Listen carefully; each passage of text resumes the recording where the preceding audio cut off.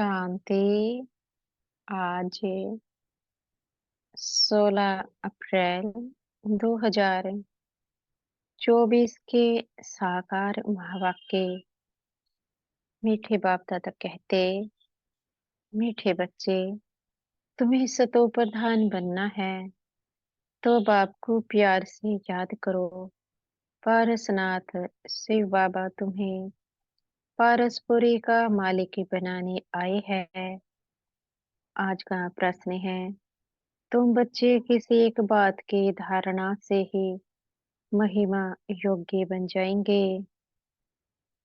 उत्तर देते हैं बाबा, बहुत बहुत निर्माण चित बनो। किसी भी बात का अहंकार नहीं होना चाहिए। बहुत मीठा बनना है।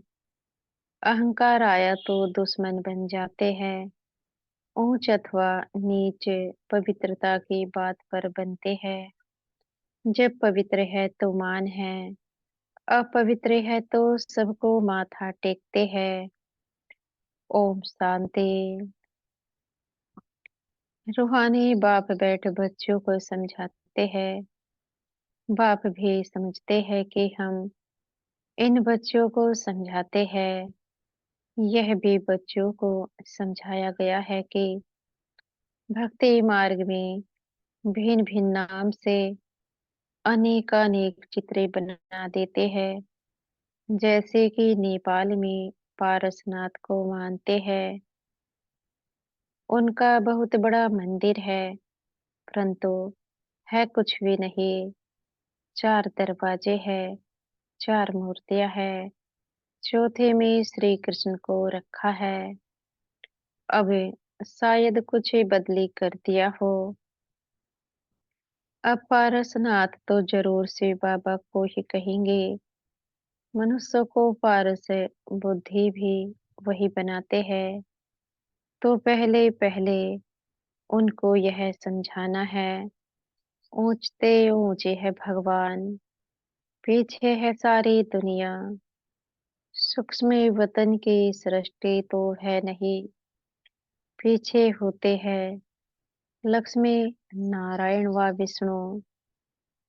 वास्तव में विष्णु का मंदिर भी रोंग है। विष्णु चतुर्भुज 4 भुजाओं वाला कोई मनुष्य तो होता नहीं। बाप समझाते हैं, यह लक्ष्मी नारायण है जिनको इकट्ठा विष्णु के रूप में दिखाया है।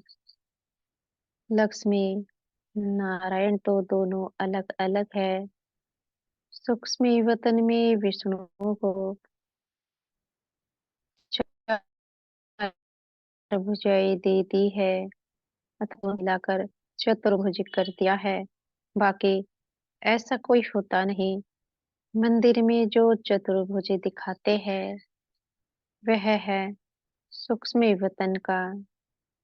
चतुर्भुज तो चतुर्भुज को शंख चक्र गदा पद्म आदि दे देते हैं। ऐसा कुछ है नहीं। चक्र भी तुम बच्चों को है।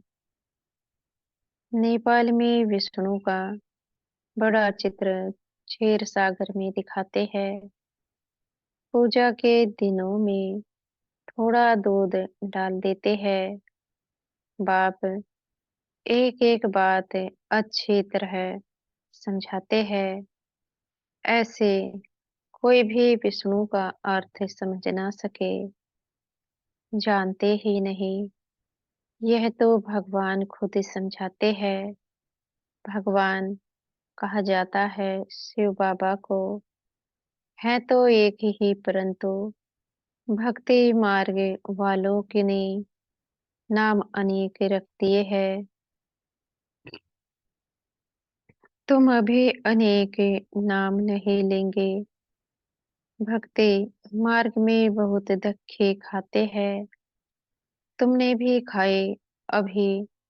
अगर तुम मंदिर आदि देखेंगे तो उस पर समझाएंगे कि ऊंचे ते ऊंचे है भगवान, सुप्रीम सोल, निराकार। परमपिता परमात्मा आत्मा शरीर द्वारा कहती है, ओ परम पिता। उनकी फिर महिमा भी है, ज्ञान का सागर, सुख का सागर। भक्ति मार्ग में एक के अनेक चित्र है, ज्ञान मार्ग में तो ज्ञान सागर एक ही है। वही पतित पावन सर्व के सदगति दाता है। तुम्हारी बुद्धि में सारा चक्र है, ऊंचते ऊंच परमात्मा है। उनके लिए ही गायन है, सिमर सिमर सुख पाओ अथार्थ। एक बाप को ही याद करो अथवा सिमरण करते रहो, तो कलह कलेश मिटे, तब तन के फेरे जीवन मुक्ति पद पाओ। यह जीवन मुक्ति है ना, बाप से यह सुख का वर्षा मिलता है। अकेले यह तो नहीं पाएंगे, जरूर राजधानी होगी ना। गोया बाप राजधानी स्थापन कर रहे हैं। सतयुग में राजा रानी प्रजा सब होते हैं। तुम ज्ञान प्राप्त कर रहे हो तो जरूर बड़े कुल में जन्म लेंगे, बहुत सुख मिलता है। बाबा कहते हैं, जब वह स्थापना हो जाती है तो छह छह आत्माएं सजाए खाकर वापस चली जाती है, अपने अपने सेक्शन में जाकर रहेंगी। इतनी सब आत्माएं आएंगी फिर वृद्धि को पाती रहेंगी। यह बुद्धि में रहना चाहिए कि ऊपर से कैसे आते हैं। ऐसे तो नहीं 2 पत्ते के बदले 10 पत्ते इकट्ठे आना चाहिए, नहीं कायदे सिर पत्ते निकलते हैं। यह बहुत बड़ा झाड़ है, दिखाते हैं। एक दिन में लाखों की वृद्धि हो जाती है। पहले समझाना है, ऊंचते ऊंचे है भगवान, पतित पावन, दुख हरता सुख करता भी वही है। जो भी पार्टधारी दुखी होते हैं, उन सबको आकर सुख देते हैं। दुख देने वाला है रावण। मनुष्यों को यह मालूम ही नहीं है कि बाप आए हैं। जो आकर समझे, बहुत तो समझते समझते फिर थिरक जाते हैं, अर्थात बाहर निकल जाते हैं। जैसे स्नान करते करते पाँव फिसल जाता है तो पानी अंदर घुस जाता है। बाबा तो अनुभवी है ना, यह तो विशेष सागर है। बाबा तुमको क्षीर सागर तरफ ले जाते हैं, परंतु माया रूपी ग्रह अच्छे अच्छे महारथियों को भी हप कर लेती है। जीते जी बाप की गोद से मरकर रावण की गोद में चले जाते हैं, अथार्थ मर पड़ते हैं। तुम बच्चों के बुद्धि में है, ऊंचे ते ऊंचे बाप फिर रचना रचते हैं। हिस्ट्री ज्योग्राफी सूक्ष्म वतन की तो है नहीं, भल तुम सूक्ष्म वतन में जाते हो, साक्षात्कार करते हो, वहां चतुर्भुज देखते हो। चित्रों में है ना, तो वह बुद्धि में बैठा हुआ है, तो जरूर साक्षात्कार होगा। परंतु ऐसी कोई चीज है नहीं, यह भक्ति मार्ग के चित्र है। अभी तक भक्ति मार्ग चल रहा है, भक्ति मार्ग पूरा होगा तो फिर यह चित्र रहेंगे नहीं। स्वर्ग में यह सब बातें भूल जाएंगी। अब बुद्धि में है कि यह लक्ष्मी नारायण दो रूप है चतुर्भुज के। लक्ष्मी नारायण की पूजा सो चतुर्भुज की पूजा। लक्ष्मी नारायण का मंदिर या चतुर्भुज का मंदिर बात एक ही है। इन दोनों का ज्ञान और किसको भी नहीं है। तुम जानते हो इन लक्ष्मी नारायण का राज्य है। विष्णु का राज्य तो नहीं कहेंगे। यह पालना भी करते हैं।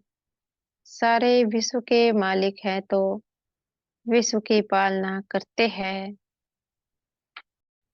शिव भगवानुवाच मैं तुमको राजयोग सिखलाता हूँ। अपने को आत्मा समझ बाप को याद करो तो इस योग अग्नि से भी कर्म विनाश होंगे। डिटेल में समझाना पड़े बोलो। यह भी है गीता। सिर्फ गीता में श्री कृष्ण का नाम डाल दिया है। यह तो रोंग है। सबके गलानी कर दी है। इसलिए भारत तमो प्रधान बन पड़ा है। अब है कलियुगी दुनिया का अंत। इनको कहा जाता है तमो प्रधान आयरन एज। जो सतो प्रधान थे उन्होंने ही 84 जन्म लिए हैं। जन्म मरण में तो जरूर आना है।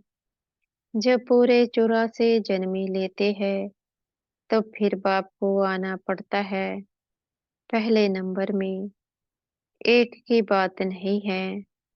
इनकी तो सारी राजधानी थी ना। फिर जरूर होनी चाहिए। बाप सबके लिए कहते हैं अपने को आत्मा समझो। बाप को याद करो तो योग अग्नि से पाप कट जाएंगे। काम चिता पर बैठे सब सांवरे हो गए हैं। अब सांवरे से गोरा कैसे बनी सो तो बाप ही सिखलाते हैं। श्री कृष्ण की आत्मा जरूर भिन्न भिन्न नाम रूप लेकर आती होगी। जो लक्ष्मी नारायण थे उनको ही 84 जन्मों के बाद फिर वह बनना है। तो उनके बहुत जन्मों के अंत में बाप आकर प्रवेश करते हैं। फिर वह सतो प्रधान विश्व के मालिक बनते हैं। तुम्हारे में पारसनाथ को पूजते हैं। शिव को भी पूजते हैं जरूर। उन्हों को शिव ने ही ऐसा पारसनाथ बनाया होगा। टीचर तो चाहिए ना। वह है ज्ञान सागर। अब सतो प्रधान पारसनाथ बनना है तो बाप को बहुत प्यार से याद करो। वही सबके दुख हरने वाला है। बाप तो सुख देने वाला है। यह है यह है कांटों का जंगल। बाप आए है फूलों का बगीचा बनाने। बाप तो सुख देने वाला है। यह है कांटों का जंगल। बाप आए है फूलों का बगीचा बनाने। बाप अपना परिचय देते हैं। मैं इस साधारण बूढ़े तन में प्रवेश करता हूँ जो अपने जन्मों को नहीं जानते हैं। भगवानुवाच मैं तुमको राजयोग सिखलाता हूँ तो यह ईश्वरीय यूनिवर्सिटी ठहरे। एम ऑब्जेक्ट है ही राजा रानी बनने की तो जरूर प्रजा भी बनेगी। मनुष्य योग योग बहुत करते हैं। निवृत्ति मार्ग वाले तो अनेक हठयोग करते हैं। वह राजयोग सिखला ना सके। बाप का है ही एक प्रकार का योग। सिर्फ कहते हैं अपने को आत्मा समझकर मुझ बाप को याद करो। 84 जन्म पूरे हुए। अब वापिस घर जाना है। अब पावन बनना है। एक बाप को याद करो। बाकी सबको छोड़ो। भक्ति मार्ग में तुम गाते थे कि आप आएंगे तो हम एक संग जोड़ेंगे। तो जरूर उनसे वर्षा मिला था ना। आधा कल्प है स्वर्ग, फिर है नरक। रावण राज्य शुरू होता है, ऐसे ऐसे समझाना है। अपने को देह ना समझो, आत्मा अविनाशी है। आत्मा में ही सारा पार्ट निंदा हुआ है। जो तुम जान जो तुम बजाते हो। अब शिव बाबा को याद करो तो बेड़ा पार हो जाएगा। सन्यासी पवित्र बनते हैं तो उनका कितना मान होता है। सब माथा झुकाते हैं, पवित्रता की बात पर ही ऊंच नीच बनते हैं। देवताएं है बिल्कुल ऊंचे। सन्यासी फिर एक जन्म में पवित्र बनते हैं, फिर दूसरा जन्म तो विकार से ही लेते हैं। देवताएं होते ही है सतयुग में। अब तुम पढ़ते हो, फिर पढ़ाते भी हो। कोई पढ़ते हैं लेकिन दूसरों को समझा नहीं सकते हैं, क्योंकि धारणा नहीं होती। बाबा कहेंगे तुम्हारी तकदीर में नहीं है तो बाप क्या करे। बाप यदि सबको आशीर्वाद बैठ करे तो सब स्कॉलरशिप ले लेवे। वह तो भक्ति मार्ग में आशीर्वाद करते हैं। सन्यासी भी ऐसे करते हैं। उनको जाकर कहेंगे मुझे बच्चा हो, आशीर्वाद करो। अच्छा तुमको बच्चा होगा। बच्ची हुई तो कहेंगे भाभी बच्चा हुआ। तो वह वहां कर चरणों पर गिरते रहेंगे। अच्छा अगर फिर मरा तो रोने पीटने गुरु को गाली देने लग पड़ेंगे। गुरु कहेगा यह भाभी थी। कहेंगे पहले क्यों नहीं बताया। कोई मरे हुए से जिंदा हो जाता है तो यह भी भाभी ही कहेंगे। वह भी ड्रामा में नूंद है। आत्मा कहाँ छिप जाती है। डॉक्टर लोग भी समझते हैं यह मरा पड़ा है, फिर जिंदा हो जाता है। चिता पर चढ़े हुए भी उठ पड़ते हैं। कोई एक ने किसको माना तो कोई एक ने किसको माना तो उनके पीछे ढेर पड़ जाते हैं। तुम बच्चों को तो बहुत निर्माण चित्त होकर चलना है। अहंकार जरा भी ना रहे। आजकल किसको जरा भी अहंकार दिखाया तो दुश्मनी बढ़ी। बहुत मीठा होकर चलना है। नेपाल में भी आवाज निकलेगा। अभी तुम बच्चों की महिमा का समय है नहीं। नहीं तो उनके अखाड़े उड़ जाए, बड़े बड़े जग जाए और सभा में बैठ सुनाए तो उनके पिछाड़ी ढेर आ जाए। कोई भी एमपी बैठे तुम्हारी महिमा करे कि भारत का राजयोग इन ब्रह्मा कुमार कुमारियों के सिवाय कोई सिखला नहीं सकते। ऐसा अभी तक कोई निकला नहीं है। बच्चों को बहुत होशियार चमत्कारी बनना है। फलाने फलाने भाषण कैसे करते हैं सीखना चाहिए। सर्विस करने की युक्ति बाप सिखलाते हैं। बाबा ने मुरली जो चलाई एक्यूरेट कल्प कल्प ऐसे चलाई होगी।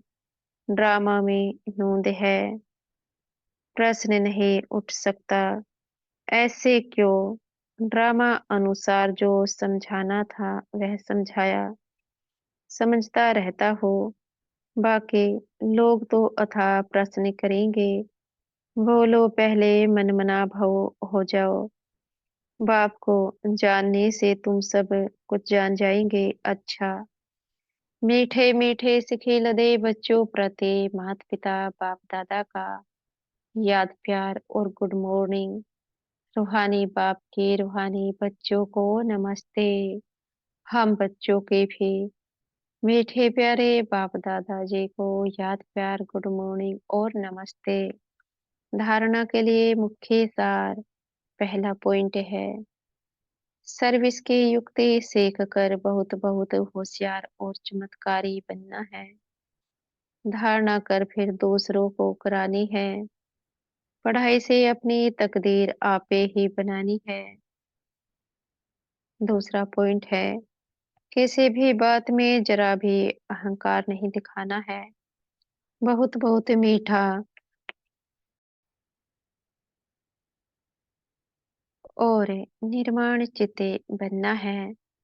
माया रूपी ग्रह से अपनी संभाल करनी है।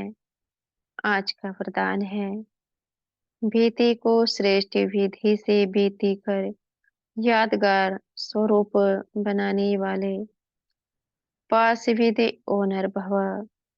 बीती को श्रेष्ठ विधि से बीती कर यादगार स्वरूप बनाने वाले पास विद ओनर भव।